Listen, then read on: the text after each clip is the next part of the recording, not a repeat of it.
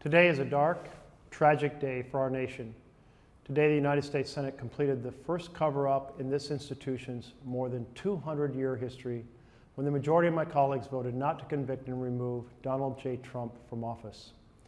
As many of my Republican colleagues have admitted in recent days, the House managers proved their case that President Trump used our country's vast power in an attempt to smear a political opponent and corrupt the integrity of our upcoming national election. These acts are not merely inappropriate, like lying to the public, shunning allies, or pressing foreign governments to patronize your properties. No, what President Trump did in this case was to direct a corrupt conspiracy that comprised a fundamental assault on our Constitution. It fell to the Senate to hold the President accountable by holding a full and fair trial to uncover the truth and then render impartial justice. Instead, the Senate proved itself neither sufficiently dignified or sufficiently independent, in the words of Alexander Hamilton. Instead, the Senate majority engaged in a cover-up. No witnesses, no documents, no full and fair trial, and so no exoneration. Today's vote and the Senate's abdication of its responsibility to rein in an out-of-control president is a devastating blow to the norms and institutions and the checks and balances that have laid at the heart of our Constitution and American democracy since its very founding.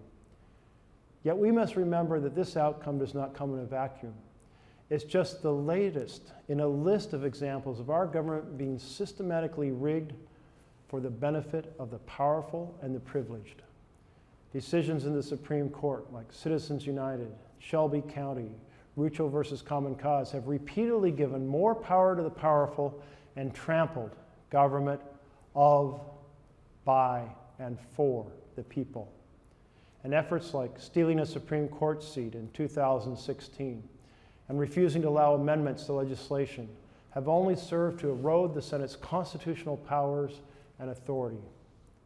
The Senate majority's refusal to hold a full and fair trial, its blessing to the president to use the powers of government to attack a political opponent, and its decision to cover it all up are a blow to the heart of separation of powers enshrined in our Constitution. They are a blow to the very idea that we, the people, are in charge. Government of the people, by the people, and for the people is not a birthright. It is a precious gift bequeathed to us by those who came before us. It will take the goodwill and good faith of the American people to maintain it. I believe in our Constitution. I believe in checks and balances. I believe in we the people.